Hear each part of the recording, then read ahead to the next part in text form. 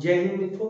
सबसे पहले आप सभी का आपके ई शिक्षा संवाद यूट्यूब चैनल और जूम क्लासेस में स्वागत है, जिसमें हम लोग तैयारी कर रहे हैं एजुकेशन सब्जेक्ट से। किससे कर रहे हैं? एजुकेशन सब्जेक्ट से हम लोग तैयारी कर रहे हैं यहाँ पर। और इसमें हम लोग जो है एजुकेशन की से तैयारी कर रहे हैं। इसमें हम लोग जो है मेन टारगेट हमारा नेट और जेआरएफ का है, ठीक है। इसके अकॉर्डिंग हम लोग यहाँ पर तैयारी कर रहे हैं और आज की तारीख है आपकी 30 दिसंबर है आपकी, ठीक 30 दिसंबर है, जिसमें हम लोग एजुकेशन में यूनिट 10 को डिस्कस कर रहे हैं। कौन सी?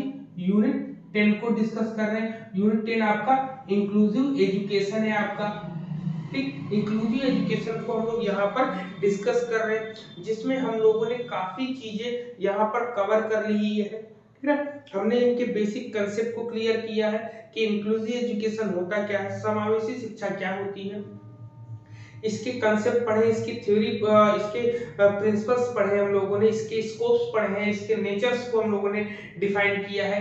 फिर इसके बाद हम लोगों ने पढ़ा है क्या, इनके टाइप्स कि इसमें स्पेशल एजुकेशन क्या होता है, इंटीग्रेटेड एजुकेशन क्या होता है और आपका इंक्लूसिव एजुकेशन क्या होता है। तीनों को कंपेयर करके हम लोगों ने यहाँ पर डिस्कस किया है। साथ ही हम लोगों ने इंक्लूसिव एजुकेशन का जो प्रोसेस है उसको भी पढ़ा है, जिसमें नॉर्मलाइजेशन आता है और मेन स्ट्रीम आता है और दो और नाम आते हैं उसमें। उन सब चीजों को यहाँ पर हम लोगों ने डिस्कस किया है। तो इतनी चीजों को पिछले 5 वीडियो में हम लोगों ने इतने टॉपिक को डिस्कस कर लिया है। आज हम लोग जो डिस्कस करने वाले हैं वो है इसकी हिस्ट्री, इंक्लूसिव एजुकेशन की हिस्ट्री हम लोग यहाँ पर बात करेंगे, ठीक। मतलब कहने का किसी को भी जानने से पहले, उसके बैकग्राउंड को जानने से पहले हमारे सामने कोई शख्स खड़ा है, आखिर है क्या वो चीज, पहले हम लोगों ने उसको जाना है। जब उनके बारे में पूरा हम लोग जान गए कि प्रेजेंट टाइम में वो क्या है, अब उसके थोड़ा सा बैक जाकर हम लोग देखेंगे उनके फ्यूचर के बारे में, उनके पास्ट के बारे में कि पास्ट से वो कैसे यहाँ पर आए या इनकी अवस्थाएं जो है कैसे बन जाती है। दोस्त हेलो, हाँ हाँ हेलो, हाँ आवाज नहीं आ रही क्या? हेलो, हाँ और क्या, ठीक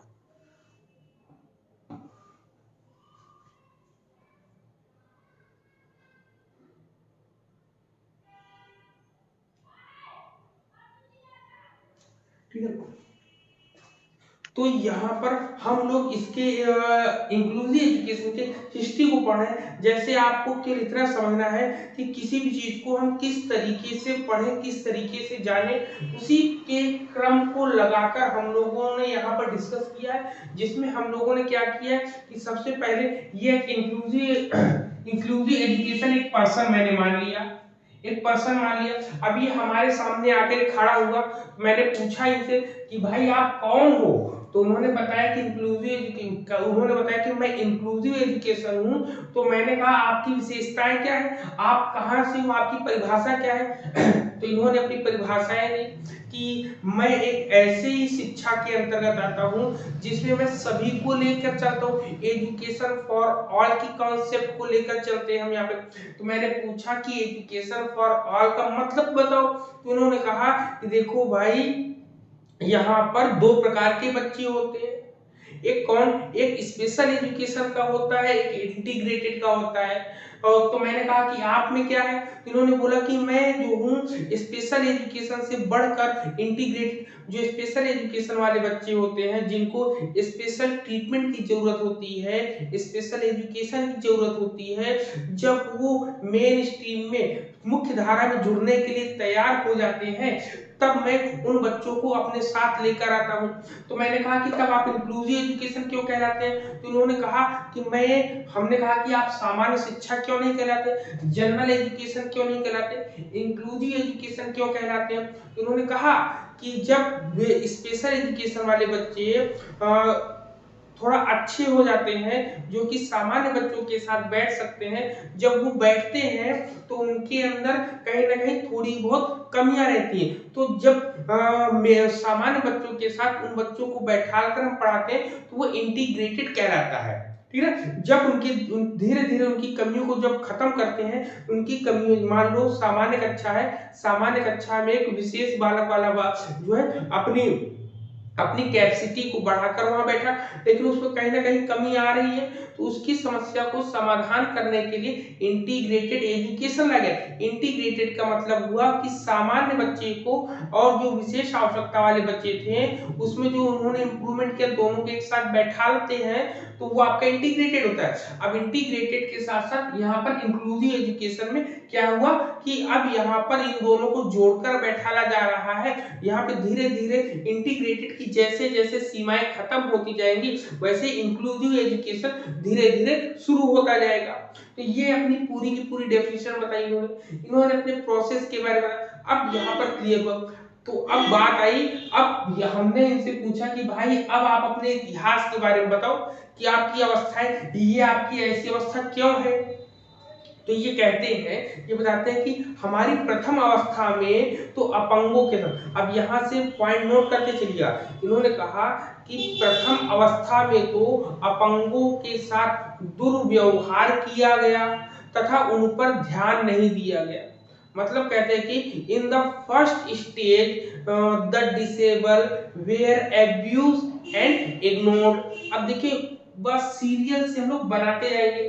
फर्स्ट स्टेज, ठीक है, पहला आएगा फर्स्ट स्टेज। फर्स्ट स्टेज में क्या कहा, ठीक, फर्स्ट स्टेज है। फर्स्ट स्टेज में इन्होंने कहा कि इनको क्या किया गया, इनको जो है एब्यूज किया गया,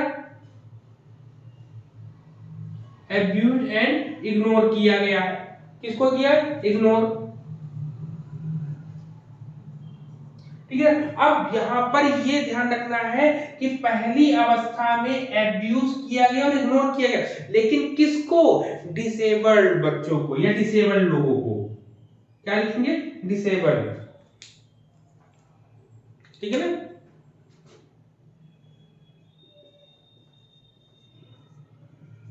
ठीक, यहाँ पर डिसेबल्ड जो बच्चे हैं या डिसेबल्ड जो लोग रहते थे, उनको जो है फर्स्ट स्टेज में प्रारंभिक अवस्थाएं जब थी, प्रारंभिक चरण जो था, तब इनको जो है समाज में इनको जो है बड़े हेय या घृणा की दृष्टि से देखा जाता था। तो पहला पॉइंट क्लियर हुआ आपके माइंड में, बताइए सभी को मेरी वॉइस क्लियर आ रही है। Yes sir. ओके, अब यहाँ पे जब पहले स्टेज में ये हुआ कि ध्यान दिया, फिर इसके बाद सेकेंड स्टेज आता है, या सेकेंड स्टेज या सेकेंड फेज बोल सकते हैं हम लोग, सेकेंड स्टेज या फेज बोल सकते हैं ना, स्टेज या फेज होता है आपका। अब सेकेंड स्टेज या फेज में क्या होता है, पहले स्टेज में समझ गए, तो कहते हैं कि इन द सेकेंड फेज या in the second stage the affected children were given the protection of parents और अदर, ठीक है ना। इसमें ये कहा गया कि पहली अवस्था में जो है बच्चे जब जन्म लेते थे तो उनको भगवान का अभिशाप मान के कुछ लोग उनको जो है,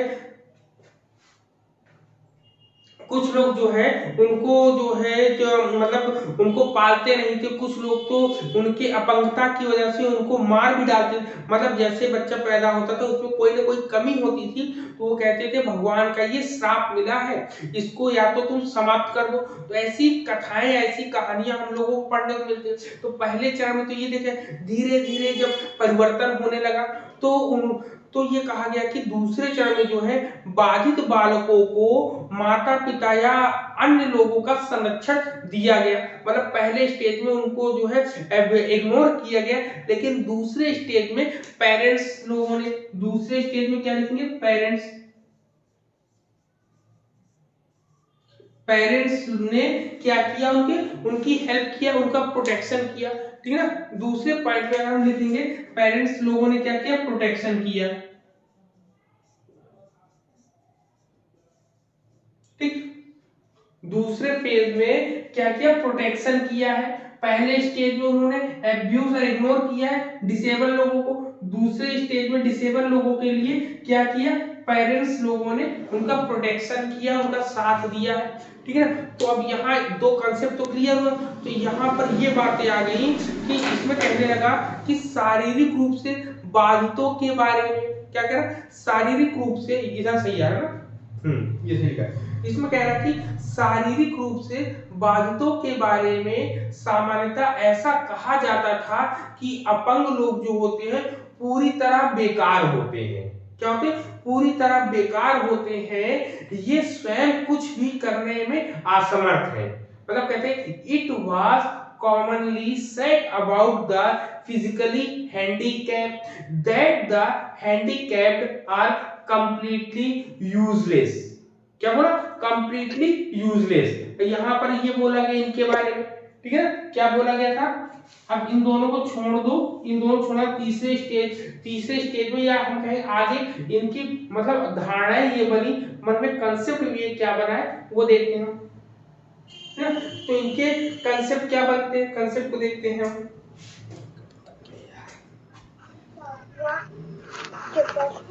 हाँ, इनके कंसेप्ट को हम देखेंगे। इनमें कंसेप्ट क्या बनता है, इसको बोले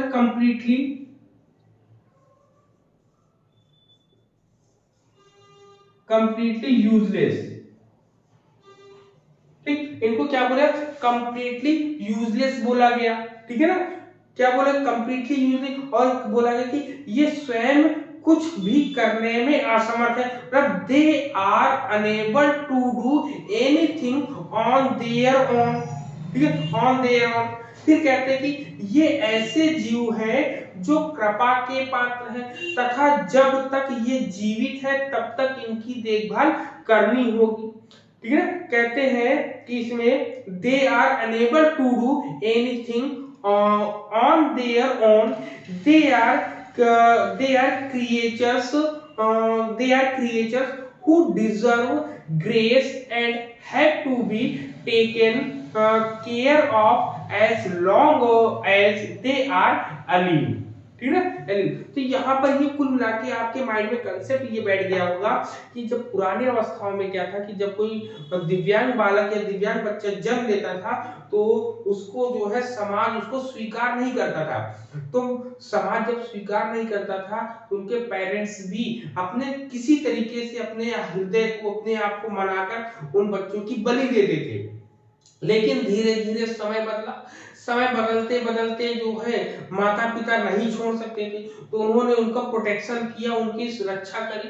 लेकिन समाज में ऐसी ऐसी कहानियां या ऐसी धारणाएं बन गई कि ये ऐसे बालक जो होते हैं वो हमेशा दूसरों पर निर्भर होते हैं, बेकार होते हैं, कुछ भी नहीं कर सकते हैं, ये पूरे जीवन जो है किसी न किसी दूसरे के ऊपर ही निर्भर रहेंगे। तो ऐसे कंसेप्ट पढ़ने को हम लोगों को मिल जाते हैं यहाँ पर।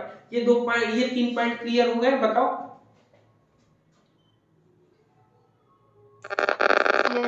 ठीक, अब यहाँ पर जब इतनी चीजें हो गई तो अब नेक्स्ट स्टेज में क्या देखते हैं। नेक्स्ट स्टेज में क्या आएगा? नेक्स्ट स्टेज, ठीक, नेक्स्ट स्टेज में हम क्या करेंगे? नेक्स्ट स्टेज में देखते हैं इसमें क्या बोलता है। नेक्स्ट स्टेज में बोलता है, कहता है कि in the next stage an attempt was made for their education but the children were considered completely different from other children. ठीक, मतलब कहते हैं इसमें क्या कि अगली अवस्था में उनकी शिक्षा के लिए एक प्रयास किया गया। भाई आपने देखा कि यहाँ पर थोड़ा सा इग्नोरेंस था, फिर उसमें प्रोटेक्शन मिला, फिर इनको कंप्लीटली यूजलेस बोला गया कि ये किसी काम के नहीं है। लेकिन धीरे धीरे नेक्स्ट स्टेज पे कहा गया चलो कुछ काम करें, लेकिन अब उसमें से भी तो हम कुछ ना कुछ निकाल सकते हैं, तो उसकी प्रक्रियाएं आ गई। तो उसमें कहा गया कि उनकी जो है उनकी शिक्षा के लिए एक प्रयास किया जाए। अब समाज में कई लोग बैठे थे, कहेंगे जब भाई उनके माता पिता ने उनको खत्म नहीं किया है, जब उस समाज में रहेंगे तो समाज में अगर रहते हैं और समाज में रहकर उनको हम लोग नहीं सिखा पाते हैं तो वो उन बालकों की कमी नहीं है, वो उस समाज में रहने वाले लोगों की कमी है। तो उसके डर की वजह से इन लोगों ने उन डिसेबल बच्चों को जो है पढ़ने लिखने के लिए कहीं ना कहीं प्रयास किया, लेकिन बात जो है बालकों को अन्य बालकों से पूर्णतः अन्य समझा गया, मतलब कि सामान्य बालकों से उन बालकों को अलग रख के समझा गया। अब देखिए यहीं पर अगर आपका माइंड काम कर रहा हो, अब आपको ध्यान देना है कि उनको जो है सामान्य बच्चों से अलग हटकर देखा गया। जब कभी हम सामान्य बच्चे से अलग हटकर किसी को देखते हैं तो उसको हम लोग क्या कहते हैं बताइए? क्या? Special education. हाँ, स्पेशल एजुकेशन।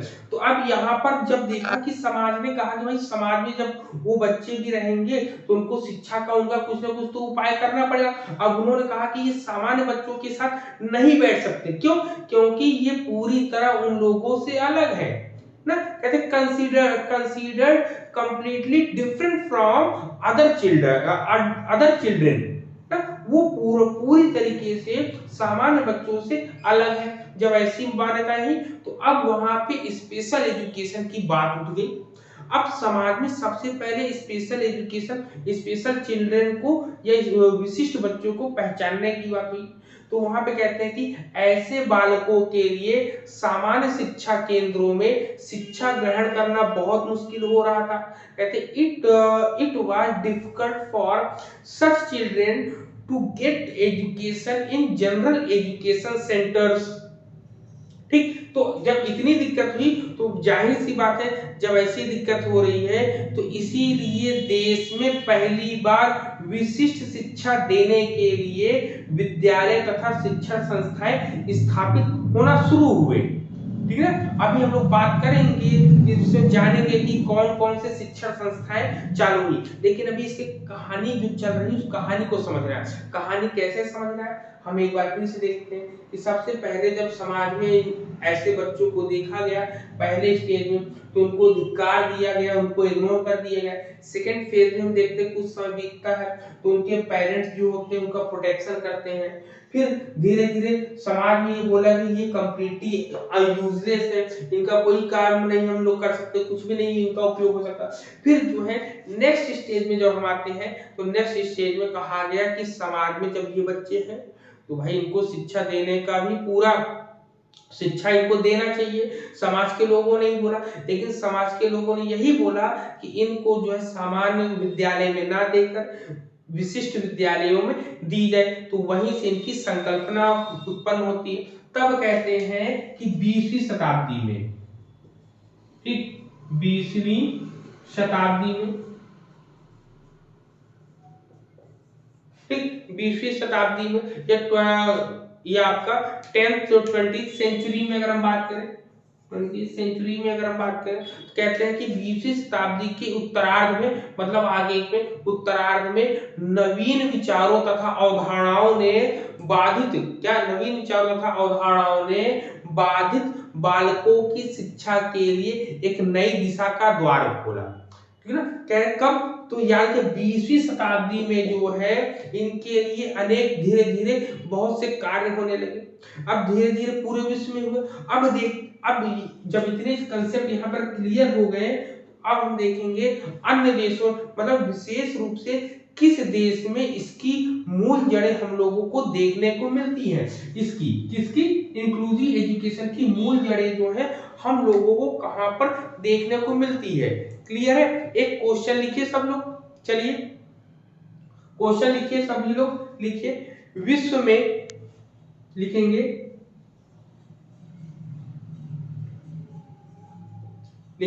विश्व में समावेशी शिक्षा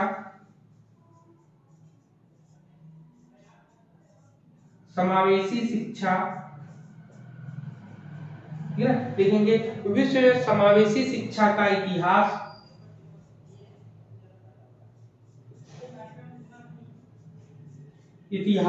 ठीक है, इतिहास सर्वप्रथम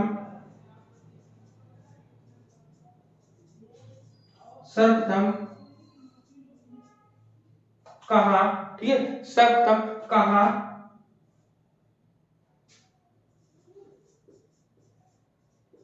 देखने को, ठीक है, देखने को मिलता है।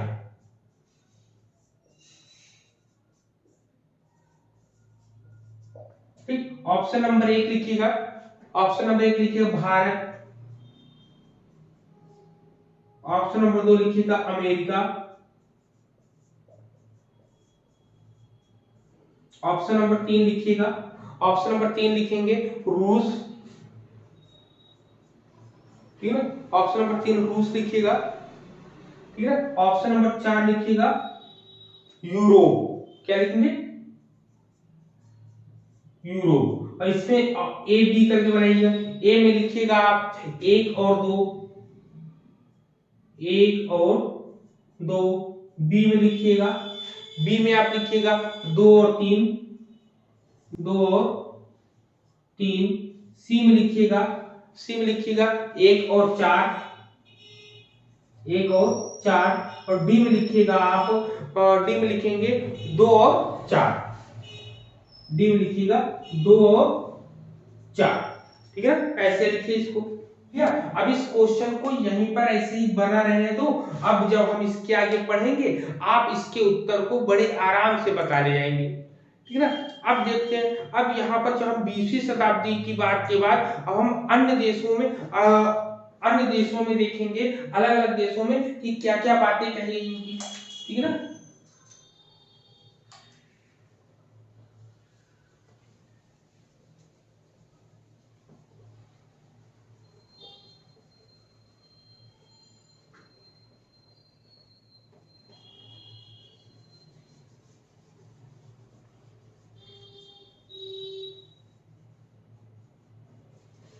चलो, अब यहाँ पर हम देखेंगे इनके पॉइंट को। अब उन्होंने कहा कि 19वीं शताब्दी में, अब ये लाइन याद रखिएगा, 19वीं शताब्दी में अमेरिका तथा यूरोप में समावेशी शिक्षा के इतिहास की जड़ें मूल रूप से पाई जाती है। इंग्लिश में अगर बोलेंगे कहेंगे the history of inclusive education has been originally tracked back to the history of inclusive education in the US and Europe since the 19th century। ठीक, तो क्या कहा गया 19वीं शताब्दी में, कब 19वीं शताब्दी में,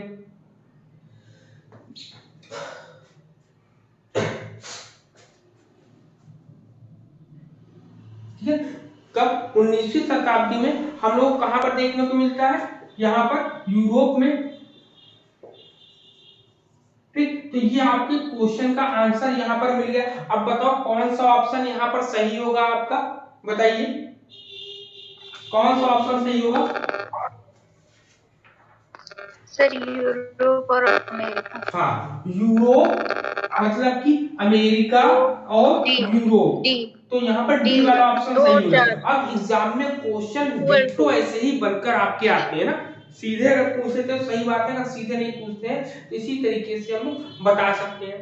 फिर इसके बाद ये क्वेश्चन अगर कंप्लीट हो गया, इसी के बाद चलो और देखते हैं हम लोग। इसमें कहता है कि 19वीं शताब्दी से पहले, अब 19वीं शताब्दी से पहले हम लोग क्या बातें करते थे, मैंने बताया ना कि 19वीं शताब्दी से पहले उनको जो है अपंग बालकों को स्वीकार नहीं किया था, उन पर जो है दयालुता से देखभाल करने तथा शिक्षा के प्रति पृथक्कीकरण मतलब आइसोलेशन की बात करते हैं। क्या याद रखिएगा, कल हमने बताया था आइसोलेशन के बारे, आइसोलेशन जो होता है वो स्पेशल एजुकेशन के लिए ही यूज किया जाता है। याद रखिएगा इस लाइन को,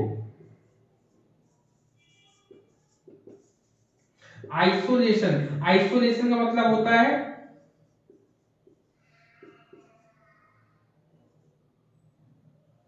पृथक्कीकरण ना,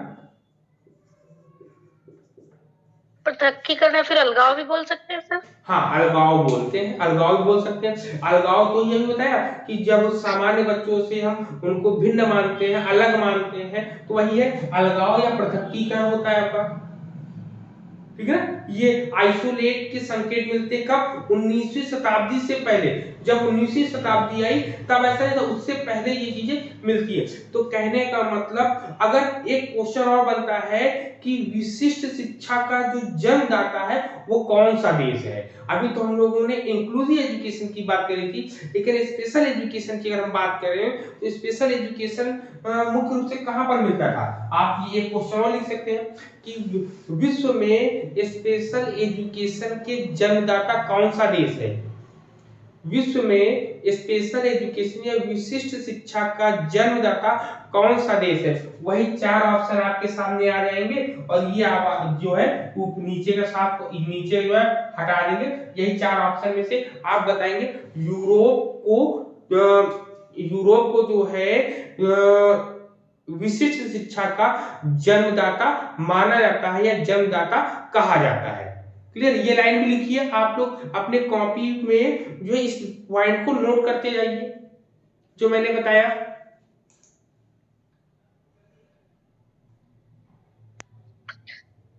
कर लिया नोट?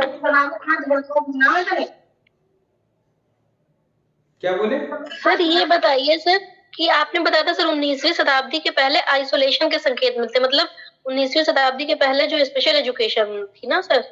नहीं, यहाँ पर हाँ 19 इसमें देखिए मैंने बताया है कि 19वीं शताब्दी से पहले अपंग बालकों को स्वीकार नहीं किया जाता, मतलब कि पृथक आइसोलेशन के संकेत मिलते हैं। नहीं, वहां पर जो केवल संकेत मिलते हैं। अब 19वीं शताब्दी में ये फैक्ट क्लियर कर दिया गया कि भाई वहां पर जो स्पेशल एजुकेशन दिया तो जाता था, लेकिन 19वीं शताब्दी में हम लोग इंक्लूसिव एजुकेशन को देने के लिए तैयार हो चुके हैं। यही लाइन तो बोली कि 19वीं शताब्दी से अमेरिका तथा यूरोप में समावेशी शिक्षा का इतिहास मिलता है। तो उस समय इसका मतलब कि ये हुआ, इससे पहले जो है इंटीग्रेटेड और स्पेशल एजुकेशन की बात हो चुकी है। ठीक है ना। तो ये पॉइंट एकदम क्लियर हो गया कि आइसोलेशन की बात 19वीं शताब्दी से पहले ही हम लोग को मिल चुकी थी। क्लियर है? Yes sir. बोलिए। ठीक है।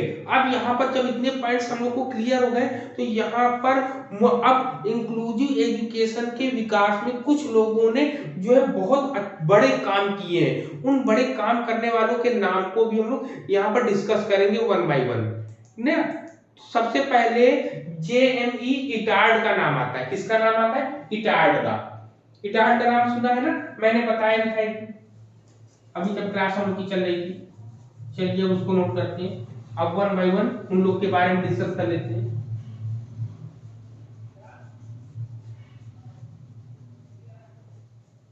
जो समावेशी शिक्षा है, मतलब ये आप बताएं इतिहास सर्वप्रथम कहाँ देखने को मिलता है। तो सबसे पहले यूरोप का ही आएगा ना, जैसे ऑप्शन हाँ, अगर अमेरिका ना रहे दरअसल तो कहानी क्या यूरोप थी, को।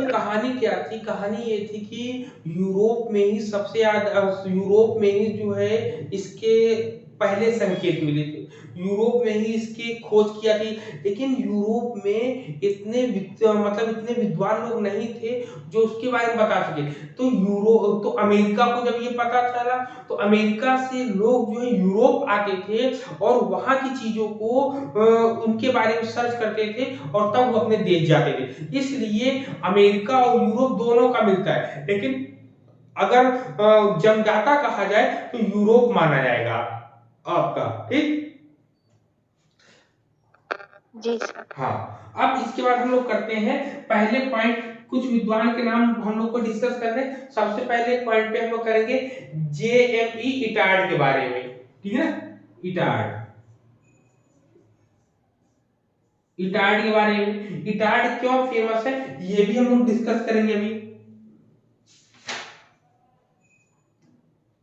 ठीक है ना। इटार्ड के बारे में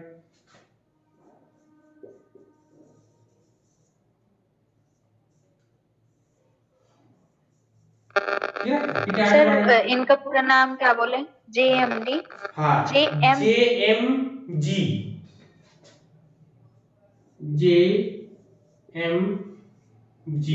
इटार्ड। ठीक। तो इन्होंने क्या किया था, सबसे पहले ये कहाँ के थे? तो ये फ्रांस के थे। कहाँ के थे? फ्रांस के थे। क्लियर। सबसे पहले ये अगर हम बात करेंगे ये कहाँ के थे? फ्रांस के थे। कभी कभी क्वेश्चन आ भी आता है कि कौन सा जो है फिजिशियन, ये जो है एक फिजिशियन थे, ये इटार्ड जो है किस देश से बिलोंग करते हैं, तो फ्रांस से करते हैं।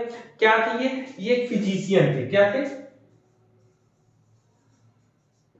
ठीक है, फिजिशियन थे। ठीक है,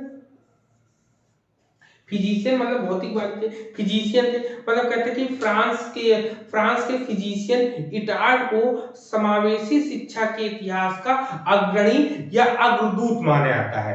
क्या माना जाता है? अग्रणी या अग्रदूत माना जाता है, पायोनियर माना जाता है।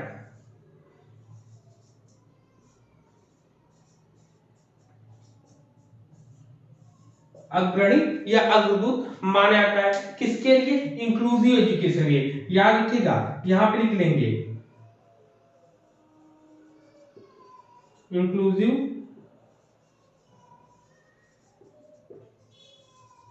एजुकेशन के लिए। ठीक है ना, इंक्लूसिव एजुकेशन के लिए इनको अग्रणी या पायनियर माना जाता है। ठीक है ना, हिस्ट्री इतिहास में अगर देखा जाए तो अब इन्होंने, और अब इनको अगर इतना माना जा रहा है तो इन्होंने कुछ ना कुछ तो काम किया होगा, बिल्कुल किया होगा। तो इन्होंने क्या किया था, अभी उसके बारे में भी जानेंगे।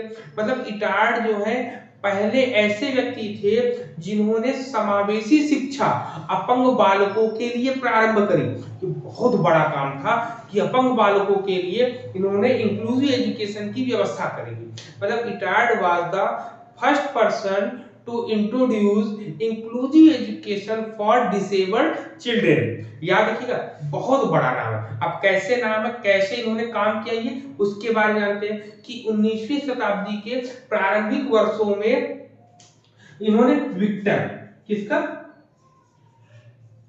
विक्टर नाम याद रखिएगा, कभी कभी एग्जाम पूछ देता है कि विक्टर नाम के लड़के को जो है, विक्टर नामक लड़के को 3 या 4 वर्ष की उम्र में जंगल में इसको छोड़ दिया था। जब इन्होंने 3 या 4 वर्ष की उम्र में इसको जंगल में छोड़ दिया और जब ये 11-12 वर्ष का हो गया तब इसको जो है जंगल से लेकर आए। ठीक है ना, क्या किया, जंगल से लेकर आए। तब इन्होंने देखा कि वह बालक जो है जंगल के जानवरों जैसा ही बिहेव कर रहा है। ठीक है ना, जंगल के जो जानवर रहते थे उसी तरीके बिहेव करा। तो इटार्ड ने ये फैसला किया कि इसको जो है वह शिक्षित करेंगे, उसको मतलब उसको जो है मेन स्ट्रीम में लाने का प्रयास करेंगे। तो यहीं से इनके जो है इटार्ड बहुत ज्यादा फेमस हुए क्योंकि इन्होंने ऐसा प्रयोग किया था। इटार्ड एक, सर ये मोगली तो नहीं था? क्या सर ये मोगली तो नहीं था? नहीं, मोगली नहीं था, जो जंगल में छोड़ दिया। मोगली तो वो विक्टर नाम का एक लड़का था, उन्होंने एक्सपेरिमेंट किया था ना। जैसे आप इटार्ड ने विक्टर नाम के लड़के पर प्रयोग किया था जो कि 3 से 4 वर्ष की अवस्था में उसको जंगल में छोड़ दिया था। जब वो 11-12 वर्ष की आयु उसकी हुई तो वो लेकर आए और उस पर जो है अनेक प्रकार की शिक्षण विधियों का इन्होंने प्रयोग किया। तो कुल मिला के जब इन्होंने प्रयोग किया तो उसी समय इन्होंने इंस्ट्रक्शनल मेथड्स का यूज किया। किसका?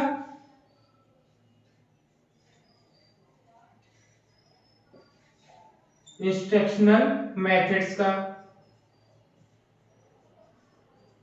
ठीक, इंस्ट्रक्शनल मेथड्स का इन्होंने यूज किया। तो इसीलिए इटार्ड को अनुदेशनात्मक विधियों का जन्मदाता कहा जाता है। किसका? अनुदेशनात्मक, ये लिख लीजिएगा, अनुदेशनात्मक। ठीक है, अनुदेशनात्मक विधियों का जन्मदाता। ठीक, अनुदेशनात्मक विधियों का क्या है, ये अनुदेशनात्मक विधियों का जन्मदाता है ये कौन? इटार्ड। अब आप क्वेश्चन अपने पास बना लीजिएगा कि क्वेश्चन कैसे बनाएंगे कि अनुदेशनात्मक विधियों का जन्मदाता कौन है। तो अनुदेशनात्मक विधियों का जन्मदाता जो है कौन है? आपका इटार्ड है आपके। ठीक है ना, इस पॉइंट को नोट करेंगे, नोट करिए। हेलो, सभी को आवाज आ रही? जी सर, आ रही है। हाँ, नोट कर लिया। सर अब मोगली भी इसमें तो इसी और तरह। क्या काम, सर, हाँ बोलिए। सर कह रहे मोगली की भी तो सर यही स्टोरी थी कि वो छूट जाता, बाद में उसको जो है शिक्षित किया था, तो उसमें सारे जानवरों के ही लक्षण थे। नहीं नहीं, एक्चुअली उसको वो छोड़ा नहीं जाता, वो छूट जाता है, लेकिन इसको नहीं, छूटा और छोड़ना इतना ही डिफरेंस है, बाकी सेम तो वो भी ऐसे था सर। नहीं वो था, लेकिन उसको कौन ले गया, कौन उसको ट्रीट किया, ये कभी देखने को, वो एक काल्पनिक कहानी है, ठीक है ना, वो एक जो है काल्पनिक कहानी है, वास्तविक कहानी नहीं है वो। क्लियर। और यहाँ पर हम लोग वास्तविक कहानी पर जो सत्य कहानी है उस पर हम लोग डिस्कस कर रहे हैं। अब ये इटार्ड क्यों फेमस है? इटार्ड एक फिजिशियन थे, कहाँ के थे? फ्रांस के थे। इनको जो है किस लिए ज्यादा इंपॉर्टेंस हम लोग दे रहे हैं? क्योंकि इन्होंने इंक्लूसिव एजुकेशन के लिए अग्रणी थे, मतलब इंक्लूसिव एजुकेशन को स्टार्ट या प्रारंभ करने वाले यही थे। इन्होंने जब इंक्लूसिव एजुकेशन को स्टार्ट या प्रारंभ किया, तब इन्होंने इंस्ट्रक्शनल मेथड्स का यूज किया, इसीलिए इनको अनुदेशनात्मक विधियों का फादर कहा जाता है, जन्मदाता कहा जाता है। और साथ में ये वह, मतलब ये जो है प्रथम वाणी विशेषज्ञ कौन थे? स्पीच स्पेशलिस्ट थे, ठीक है। प्रथम वाणी विशेषज्ञ भी थे, इस पॉइंट को भी नोट करेंगे। प्रथम वाणी विशेषज्ञ, आप लोग अपने सही से लिखिएगा, ठीक। वाणी विशेषज्ञ थे, मतलब अगर बोलेंगे speech specialist, speech speech specialist थे, ठीक है। कौन थे? पहले थे, पहले थे, याद किया, प्रथम, फर्स्ट, ठीक है ना, फर्स्ट, पहले तो वाणी विशेषज्ञ थे। इन्होंने जब पहले ये स्पीच स्पेशलिस्ट थे, तो इन्होंने बधिरों के चेहरे के भाव से समावेशी शिक्षा देने वाला तथा मानसिक मंदित और शारीरिक रूप से बाधितों की समावेशी शिक्षा का जन्मदाता समझा जाता है। लिख लीजिए ये पॉइंट, लिखिए सब लोग, हम बोल रहे हैं, लिखिए, हेलो, लिखिए, आवाज आ रही? हेलो, जी सर, आ रही है, लिखिए, पॉइंट लिखिए, इंपॉर्टेंट है, लिखिए। इटार्ड, लिखिए इटार्ड प्रथम वाणी विशेषज्ञ, इटार्ड प्रथम वाणी विशेषज्ञ, बधिरों के चेहरे के भाव से, बधिरों के चेहरे के भाव से, सर किसके? बंदरों के? बधिरों, बधिरों, बदलो सर, बदलो क्या मतलब सर? ये बधिरों, ठीक है सर। डीफ, जो डीफ होते ना, बहरे, उनको बोलते बधिरों, ठीक है, डीफ बच्चों को। तो कहता है कि वो इटार्ड प्रथम वाणी विशेषज्ञ, बधिरों के चेहरे के भाव से समावेशी शिक्षा को देने वाला, समावेशी शिक्षा को देने वाला तथा मानसिक मंदित, तथा मानसिक मंदित और शारीरिक रूप से, शारीरिक रूप से बाधितों की, बाधितों की समावेशी शिक्षा का, समावेशी शिक्षा का जन्मदाता समझा जाता था, जन्मदाता समझा जाता था। अब इंग्लिश में लिखेंगे, ही वाज, लिखे, ही वाज कंसीडर्ड द, लिखिए, he was considered the first speech specialist, first speech specialist to give inclusive education to give inclusive education thought face facial expressions facial expressions of the deaf and of the deaf and the birth of inclusive education the birth of inclusive education of the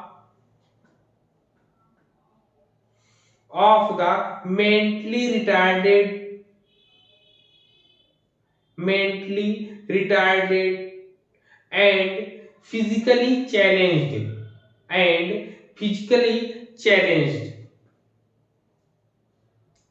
ठीक लिख लिया सब लोगों ने बताइए लिख लिया चलो तो ये हो गया पूरा का पूरा इटार्ड के बारे में हम लोगों ने अब दूसरा पॉइंट आता है सैंग्विन दूसरे जो है जिन्होंने इंक्लूसिव एजुकेशन में अपना काम किया है दूसरे में आते हैं सैंग्विन नाम आता है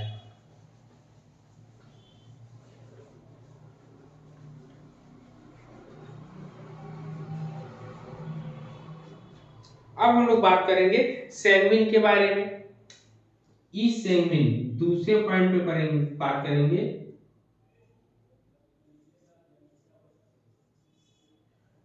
ई सैंग्विन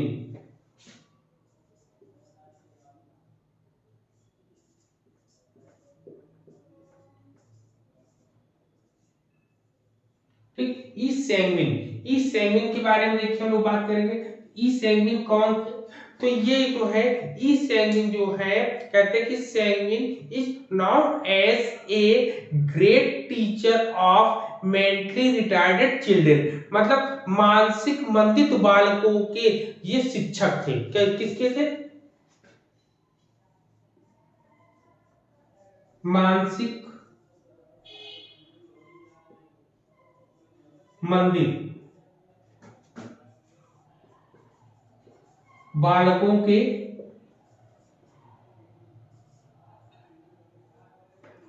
शिक्षक थे महान शिक्षक थे मतलब कि स्पेशलिस्ट थे कह सकते हैं आपका मेंटली रिटार्डेड चिल्ड्रन के मेंटली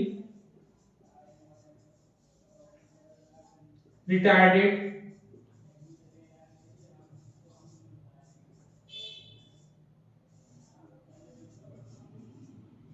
चिल्ड्रंस टीचर ठीक है ना ग्रेट टीचर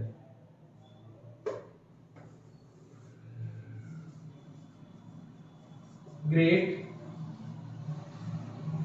टीचर ठीक है ग्रेट टीचर थे यहाँ पर तो ये इस सैंग्विन इसलिए प्रसिद्ध है क्योंकि उस समय जो है उनसे ज्यादा उनके बराबर या उनसे ज्यादा आगे पीछे कोई जल्दी मिलता नहीं था तो ये मानसिक मंदितों के लिए है यहाँ पर इन्होंने कहा कि सैंग्विन जो थे इन्होंने इटार्ड के कार्यों से प्रेरणा पाकर उसने 1837 ईस्वी में कब 1837 ईस्वी में ठीक 1837 ईस्वी में पेरिस में मानसिक मंदित तो बालकों के लिए एक शिक्षण संस्था की स्थापना करी कब करी थी 1837 में किसके लिए मेंटली रिटार्डेड बच्चों के लिए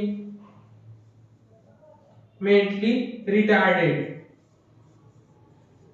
मेंटली रिटार्डेड स्टूडेंट्स या मेंटली रिटार्डेड बच्चों के लिए क्या किया गया एजुकेशनल इंस्टीट्यूट को खोला इन्होंने बोलेंगे inspired by Etard works he established an educational institute for mental retardation in Paris in 1837 तो ये कहां पर था पेरिस में याद रखिएगा जगह का नाम पेरिस में मानसिक मंदित बालकों के लिए शिक्षण संस्था की जो स्थापना करी थी 1837 ईस्वी में किसने करी थी सैंग्विन ने करी थी पहली बार करी थी ना पहली बार इनका नाम आया है 1837 ईस्वी में फिर 1846 ईस्वी में उन्होंने एक पुस्तक लिखी थी।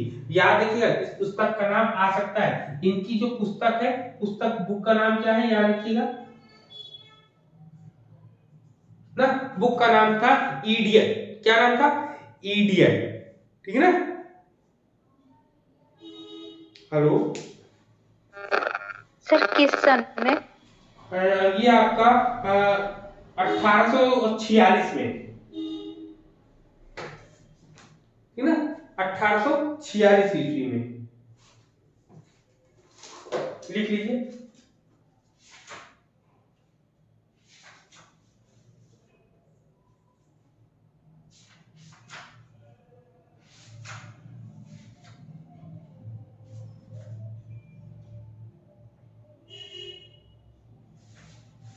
हाँ, 1846 में ही है।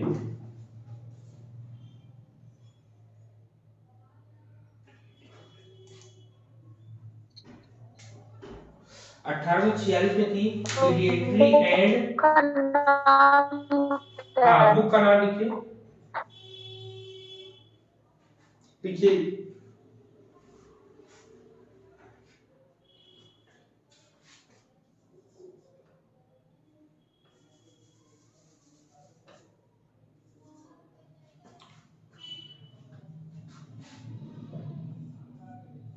IDUC, ठीक है, IDUC and it's and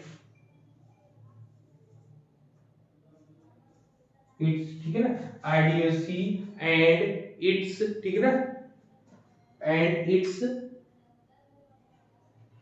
treatment bye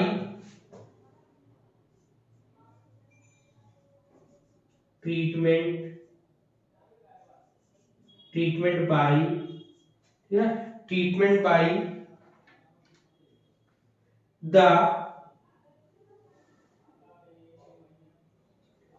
by the psychological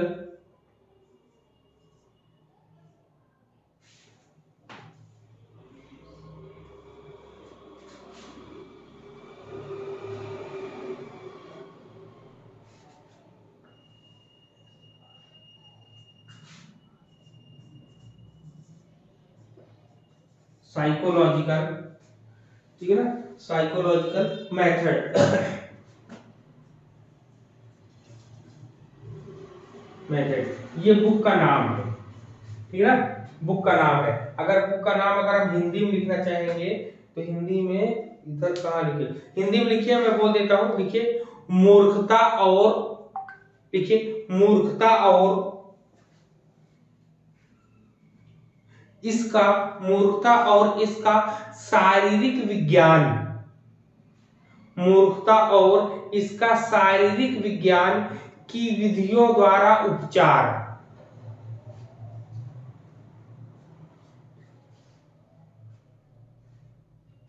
ना, लिख लिया। क्या लिखा? मूर्खता और इसका शारीरिक विज्ञान की विधियों द्वारा उपचार, ये इनकी किताब का नाम था, ठीक है ना, 1946 में आई थी।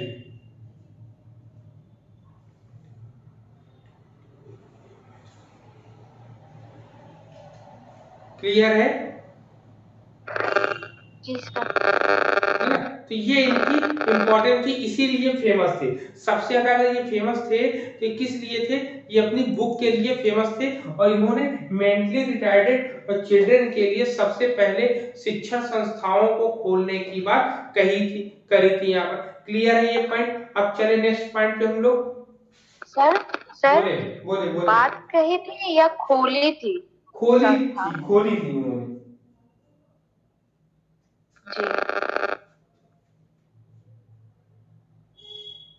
स्थापना की थी भाई इन्होंने, कहाँ की थी? वो भी 1837 ईस्वी में पेरिस में करी थी ना, एजुकेशनल इंस्टीट्यूट, यहाँ पे लिख लेंगे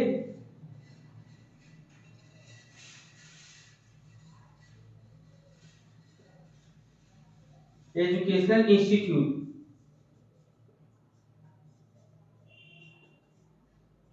की स्थापना स्थापना करी ना, 1837 ईस्वी में। और ये बुक कब आई थी, मैंने बताया 1846 में। ये बुक जो लिखी गई है 1846 में लिखी गई है बुक। क्लियर है ये पॉइंट इतना? Yes sir. चलिए अब नेक्स्ट चलते हैं नेक्स्ट पॉइंट पे। अब नेक्स्ट पे देखते हैं। अब नेक्स्ट पॉइंट पे आपका आता है सबसे बड़ा नाम इसमें आता है जो आता है आपका ब्रूइस ब्रेल लिपि के जो आविष्कारक थे, जमदार जो फाउंडर थे, उनका नाम आता है लुइस ब्रेल ना। लुइस ब्रेल बहुत ज्यादा फेमस नाम है।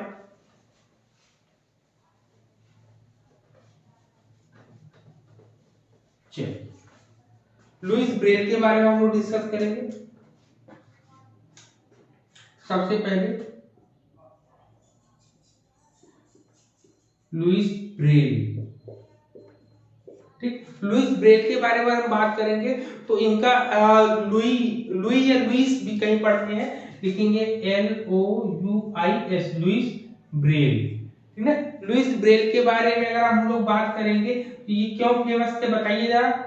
इनका ये फेमस क्यों है बताओ। सर इन्होंने ब्रेल वाली मशीन बनाई। इन्होंने दिव्यांग बच्चों को पढ़ने के लिए की एक किताब का निर्माण किया था ना। किताब या कह सकते हैं अक्षरों का निर्माण किया था, या कह सकते हैं कि ब्रेल लिपि का निर्माण किया था। कई ढेर सारे नाम आते हैं। तो सबसे पहले इनकी बात हम करेंगे, इनके जन्म की बात भी अगर हम करें तो इनका जन्म कहाँ होता है, इनके जन्म को लेकर मैं क्यों लेकर आया हूं और किसी को लेकर नहीं आया, क्योंकि 4 जनवरी को ब्रेल दिवस मनाया जाता है, ब्रेल लिपि दिवस मनाया जाता है ना, लुइस ब्रेल दिवस मनाया जाता है, लुइस ब्रेल डे मनाया जाता है। तो इनका जन्म जो है 4 जनवरी को होता है, अभी जो आने वाला है, ठीक। 4 जनवरी 1809 को इनका जन्म होता है। 4 जनवरी कहाँ होता है, 4 जनवरी 1809 कहाँ पे होता है, कूपोब्रे में ना,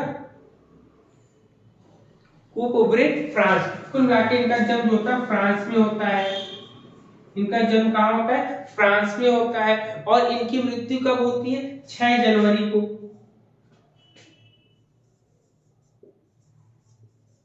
बर्थ,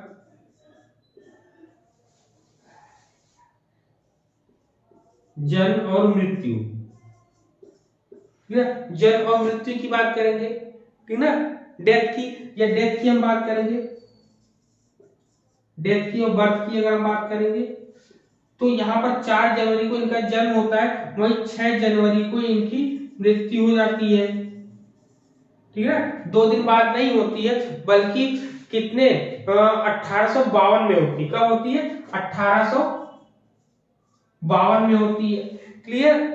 और कहां पर होती है, पेरिस में। और पेरिस कहाँ है, फ्रांस, ठीक है ना, फ्रांस। तो ये फ्रांस के पेरिस में इनकी डेथ होती है इनकी।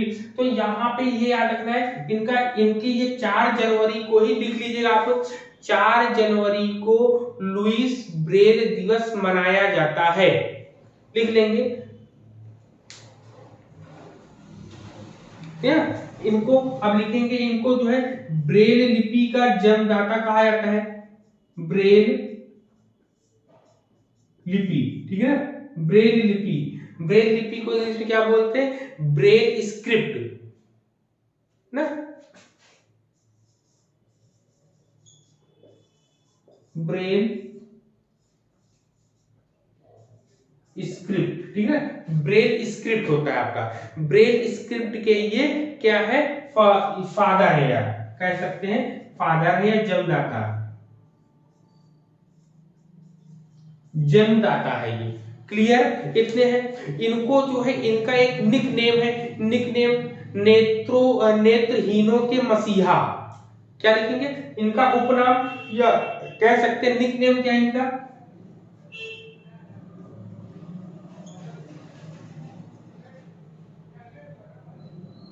निक नेम क्या होगा इनका, निक नेम में लिखेंगे आप इनको मसीहा ऑफ द ब्लाइंड।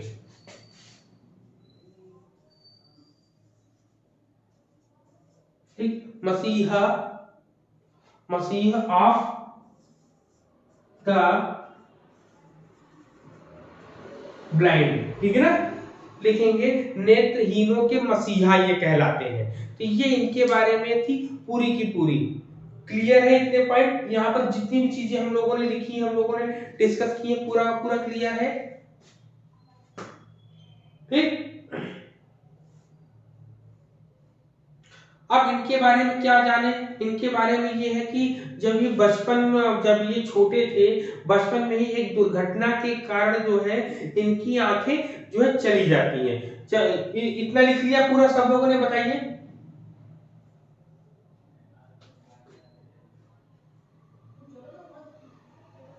सब लोगों ने लिख लिया?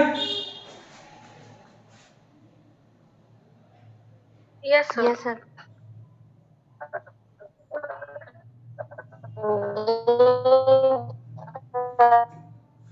क्या हो गया? ये कौन बोल रहा है इसे?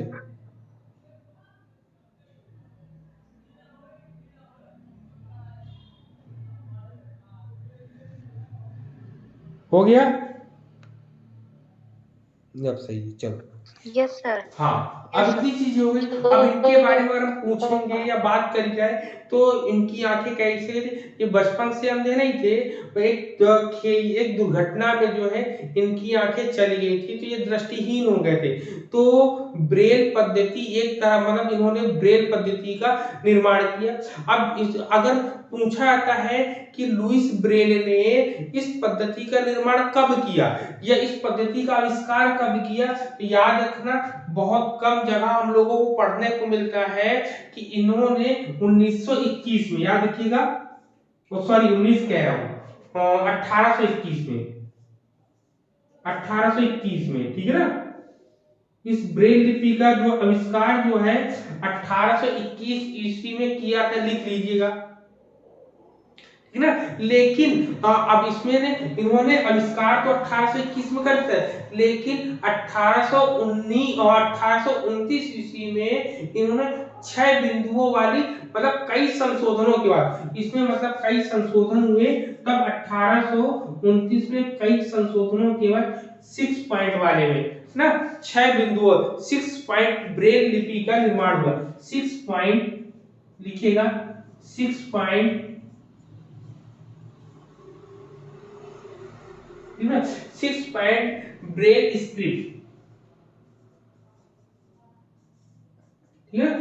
ये पॉइंट, अब शायद ये वाला आप लोग के मन में भी क्वेश्चन आया होगा कि इसका आविष्कार कब किया गया था, तो आपके सोचने के साथ साथ मैंने यहाँ बता भी दिया 1821 में इसका जो है आविष्कार होता है, लेकिन ये डेवलप होकर वास्तविक रूप में 1829 ईस्वी में 6 पॉइंट ब्रेल स्क्रिप्ट के रूप में आता है। यहाँ पर क्लियर है ये पॉइंट?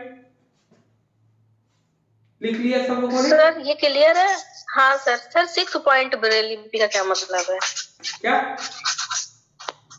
6 पॉइंट ब्रेल लिपि का क्या मतलब है? 6 पॉइंट मतलब 6 बिंदुओं वाली, 6 बिंदु, मतलब जब उन्होंने जो बुक्स उन्होंने आविष्कार किया था उसमें कई पहले 12 से बहुत ढेर सारे थे, उन्होंने 6 बिंदुओं वाले जो है ब्रेल लिपि का निर्माण किया था, कि उसमें 6 बिंदु थे, उसको टच करके जो है उन्हीं के द्वारा जो है पहले उन 6 को अच्छे तरीके से छू के वो भाप लेते थे, समझ लेते थे कि किसी क्या मीनिंग है, फिर उसी से कई ढेर सारे उन्होंने वर्डिंग बनाना शुरू कर दिया था उन्होंने।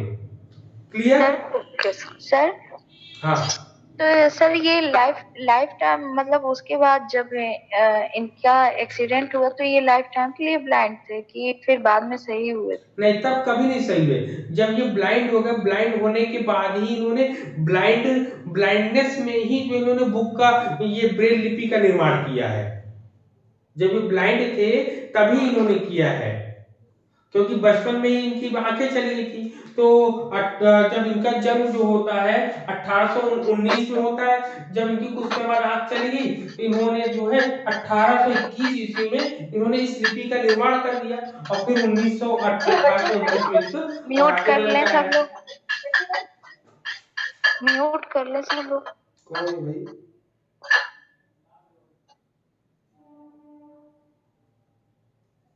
चलिए ठीक है, इतनी चीजें क्लियर हो गई सबको? जी सर। हाँ, तो ये इतनी चीजें थी। इसमें हम लोगों ने, इसमें सैमुअल ग्रिडले हॉवे का नाम भी आता है। सैमुअल ग्रिडले हॉवे जो है, इनका क्या काम था, इन्होंने दृष्टिहीन तथा बधिरों की शिक्षा के लिए पर्याप्त रुचि ली थी, इसलिए इनका नाम ज्यादा आता है, सैमुअल ग्रिडले हो, ठीक है ना, लिख लीजिए सैमुअल ग्रिडले हो ना। तो इनका नाम जो है आता है मूक बधिरों के लिए और दृष्टिहीनों के लिए इन्होंने ज्यादा काम किया था। वहीं गैलो गैलोडेर का जो है योगदान भी आता है समझ में इसमें। नहीं आ रहा है। क्या चीज? हाँ लिख देते हैं, सर लिख इनका देते हैं नाम लिख दीजिए, समझ पूरा में नहीं पूरा आ रहा है। पूरा।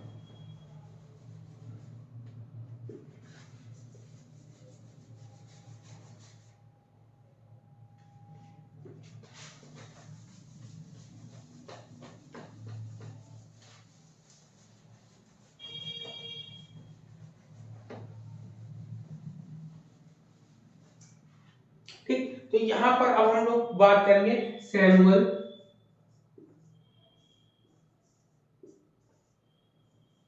ठीक सैमुअल ग्रिडले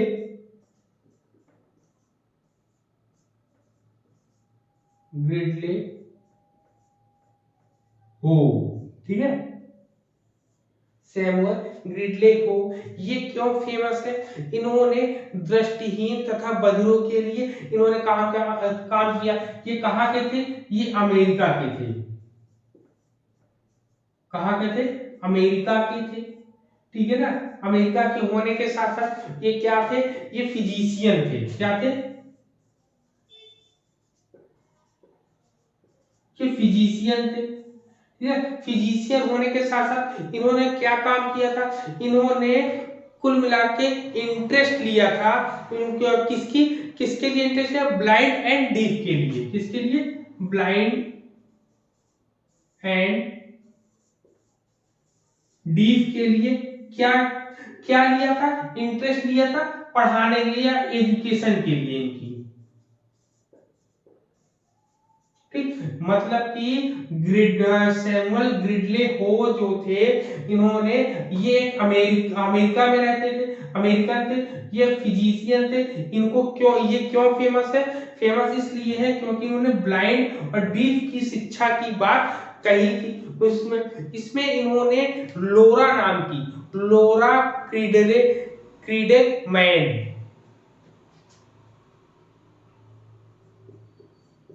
लोरा क्रीडेल, ठीक है, क्रीडेल क्रीडेल मैन, लोरा क्रीडेल मैन लिख लेंगे। लोरा, ठीक है, क्रीडेल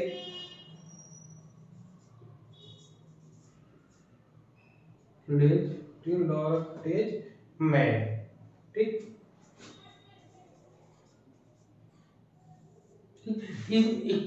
ये नाम क्यों लिख रहे हैं? क्योंकि इसको जो है इन्होंने पढ़ाया था और इन्होंने कहा था कि ये जो मूक बधिर होते हैं एवं दृष्टिहीन था, उनके लिए इन्होंने भी बहुत ढेर सारा काम किया है। मतलब डीफ एंड डम एंड विजुअल इंपेयर्ड बच्ची जो थी, इसके लिए उन्होंने बहुत काम किया था। और लोरा को शिक्षित करने में होवे का प्रयास सराहनीय था और देश विदेश में ये बहुत ज्यादा प्रसिद्ध हो गए थे। किसकी वजह से? इसकी वजह से, लोरा क्रीडेग मैन की वजह से, ठीक है। तो ये कैसे थे? डीफ एंड डफ एंड विजुअल इंपेयरमेंट लिखेंगे, डीफ डम, ठीक है, डीफ डम, बी होगा, पी डम होगा ना, डम होगा, डीप डम एंड विजुअली इम्पेयरमेंट,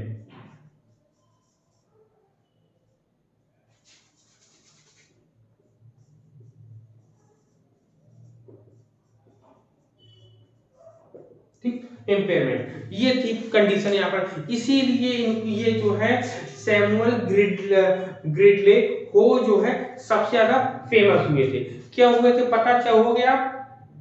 क्लियर है पॉइंट यहां तक? जी सर। चलो अब इसके बाद एक नाम और आता है आपका गैलोडेर। गैलोडेर का नाम आता है, देखिएगा गैलोडेर।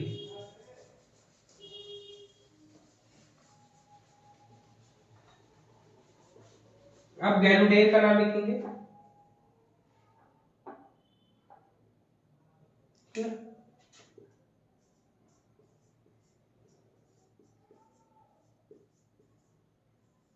ठीक। गैलोडेर का नाम आता है। गैलोडेर क्यों फेमस है?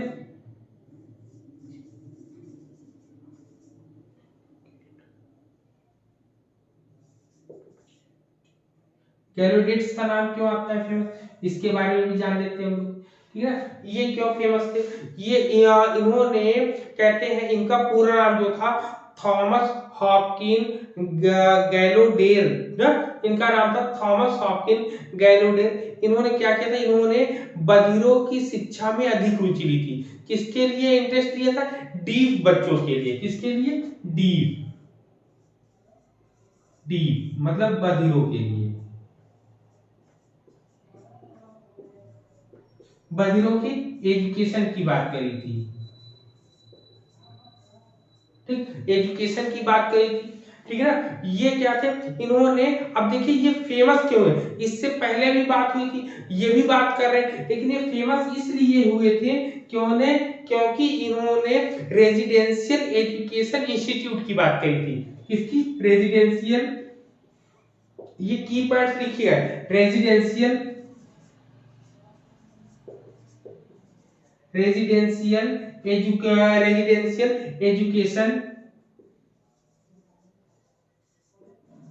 Education institute. ठीक है, लिखेंगे आवासीय शिक्षा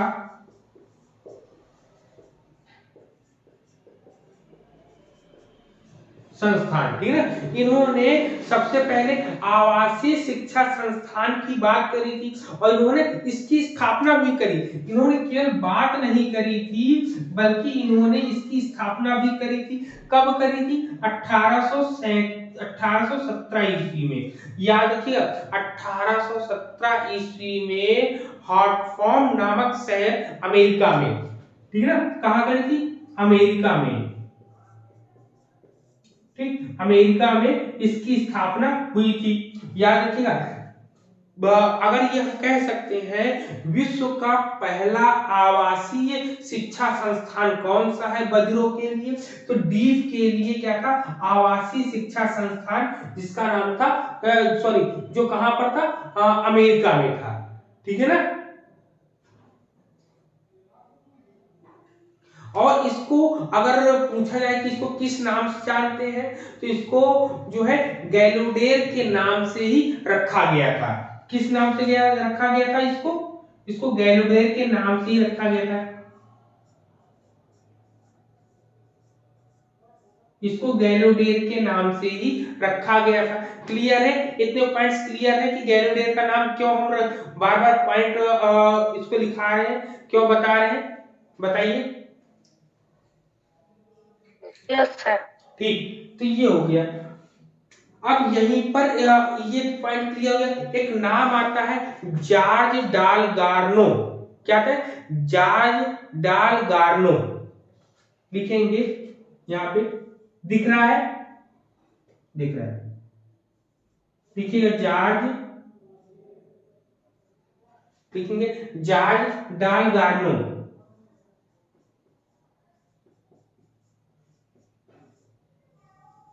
ठीक, जॉर्ज डाल गार्नो। ठीक है, इन्होंने एक किताब लिखी थी। क्या लिखी थी? डीफ एंड डम मैन ट्यूटर।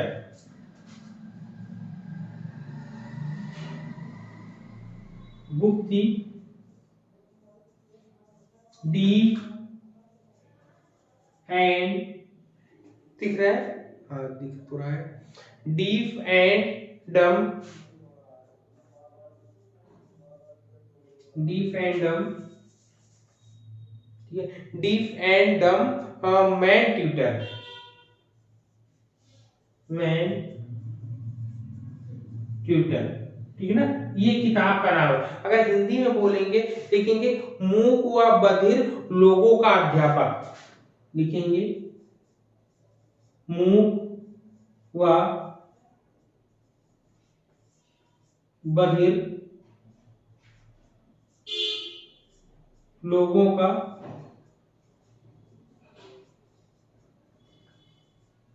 अध्यापक, ठीक है ना। ये एग्जाम में अगर पूछ लेगा तो आप बता सकते हैं कि जो है ये इस किताब के राइटर कौन है आपके, यही था। और पूछ लेगा कि किस सन में था, तो सन आप बता दो कि 1680, ठीक है ना, कब था, 1680 था इसका पॉइंट। क्लियर है पॉइंट इतना?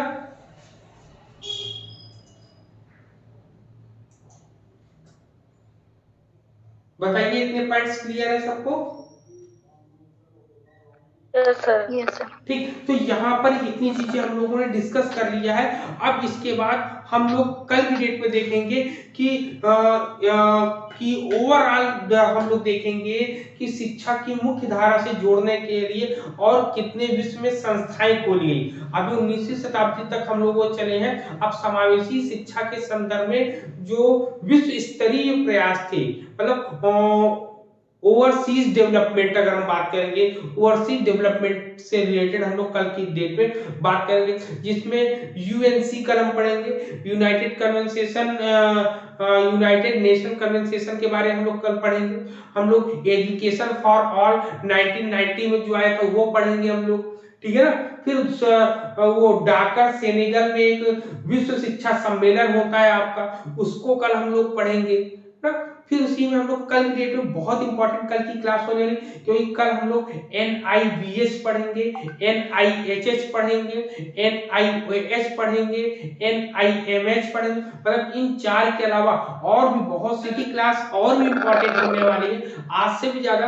क्योंकि कल हम लोग ये जो चार संस्थाएं मैंने बताई हैं, इसको केवल इसका नाम या इसके जगह को नहीं बताएंगे, बल्कि में क्या क्या क्वालिटीज है उनको लेकर हम लोग यहाँ पर चलने वाले हैं कल की डेट में ना, कि NIMH क्या होते हैं, NIBS क्या है आपका, सब पूरा डीप में हम लोग पढ़ेंगे ना, एक एक पॉइंट को लेकर। तो कल की क्लास और भी इंपॉर्टेंट होने वाली है आप लोगों की। क्लियर है? चलिए, तो मिलते हैं हम लोग कल की डेट में। हाँ बोले सर। विश्व में तो मतलब 20वीं शताब्दी में आया था, तो इंडिया में पहली बार मतलब कब इंडिया में पहली बार बनाया अगर हम गया बात इसको? करेंगे तो इंडिया में जो अभी मैंने पढ़ाया नहीं, लेकिन जब पढ़ाएंगे तो कोठारी कमीशन से इसकी बात शुरुआत होती है। कोठारी कमीशन से पहले कहीं इसमें देखने को नहीं मिलता है कि हमारी, क्योंकि हम शिक्षा की दृष्टि से देख रहे हैं ना, कि शिक्षा की दृष्टि से ये भारत में कब आया, तो हम लोग को जो है कोठारी कमीशन से हम लोग को वो देखने को मिलेगा ये चीजें इनकी। सर इसका भी थोड़ा क्लियर हाँ करा उसको दीजिएगा करेंगे, कल। वो स्टेप बाय स्टेप चल रहे हैं ना अभी हम लोग स्टेप बाय स्टेप चल रहे हैं। भारत की भी अगर हम बात करेंगे, भारत को हम इसलिए ले जा रहे हैं क्योंकि अभी जब जो कमेटीज जो पढ़ाएंगे हम लोग, जो लीगल प्रोविजंस पढ़ाएंगे, तो भारत से रिलेट करके ही हम पढ़ाएंगे। अभी तो केवल अभी जो है पहले पूरे विश्व में इसकी शुरुआत देखी, इसके बाद हम लोग देखेंगे कि भारत में कहाँ कहाँ पर इससे संबंधित शिक्षण संस्थाएं खोली गई हैं, फिर आगे हम लोग और भी बातें करेंगे इसमें। ठीक जी सर। चलो ठीक है, तो बाकी आज की डेट में जितना पढ़ा सब क्लियर है सबको? जी सर। चलिए, कल इसका रिवीजन है, कुछ छोटा सा रिवीजन 5 मिनट, 5 या 7 मिनट लगेगा, 5-7 मिनट, उसको कल आज की डेट का पूरा रिवीजन करेंगे, फिर इसके बाद हम लोग कल पढ़ेंगे, ठीक है ना। चलिए कल मिलते हैं नेक्स्ट क्लास में, तब तक के लिए सभी को जय हिंद।